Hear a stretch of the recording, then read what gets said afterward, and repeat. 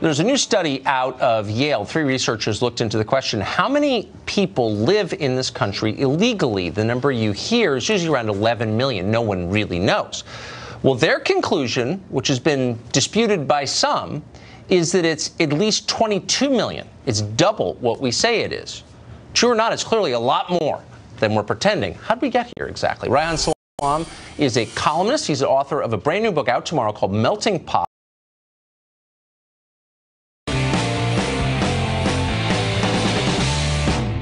There's a new study out of Yale. 3 researchers looked into the question, how many people live in this country illegally? The number you hear is usually around 11 million. No one really knows.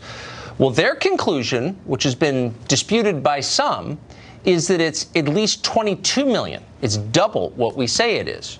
True or not, it's clearly a lot more than we're pretending. How did we get here exactly? Reihan Salam is a columnist. He's the author of a brand new book out tomorrow called Melting Pot, or Civil War, a son of immigrants makes the case against open borders. One of the smartest things I've read in a very long time, and he joins us tonight. Reihan, thanks very much for coming on. Thanks for having me. So you meditated on this question for a long time, and the question isn't how many millions or tens of millions of people are here illegally. The question really is, how did we get here? How did this happen? Well, one thing to keep in mind is that it can't possibly be just the Democrats, right? It's also Republicans who decided that this was useful for their purposes. It was Republicans who were more interested in the interests of employers than of workers. You've got Democrats and Republicans who feel this way, both of whom work together to see to it that you do not have a more worker-friendly immigration and economic policy across the board.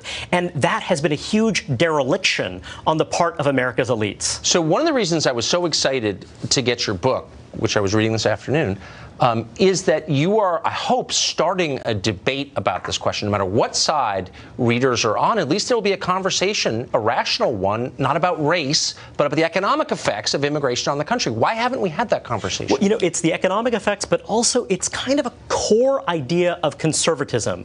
The idea that we care not just about the here and now, we care about the future. Right. We care not just about the immigrant and what kind of work they can do, but about the children and grandchildren of the immigrant, right? So what we have right now is a situation where we are in a combustible state, where people are trying to turn one kind of American against another. You have people saying, oh, these older people in middle America, they just don't get it, and then other saying that, hey, we need to replace them essentially with an entirely new people. They need to be more enlightened. They need to get with the program or get the hell out.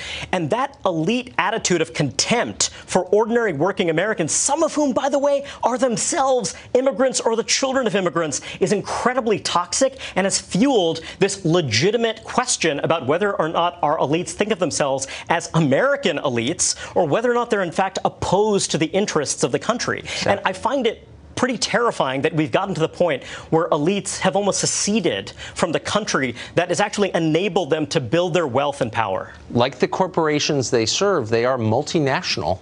The passport is just a way to get it. Doesn't have any meaning. Nationality doesn't mean, do you know what I mean? Exactly. They're in effect owned by sovereign wealth funds too, just like the companies they Exactly, work but for. here's the thing. Who actually suffers because of that? A lot of the time, the people who suffer are these second-generation children of immigrants who are themselves working class.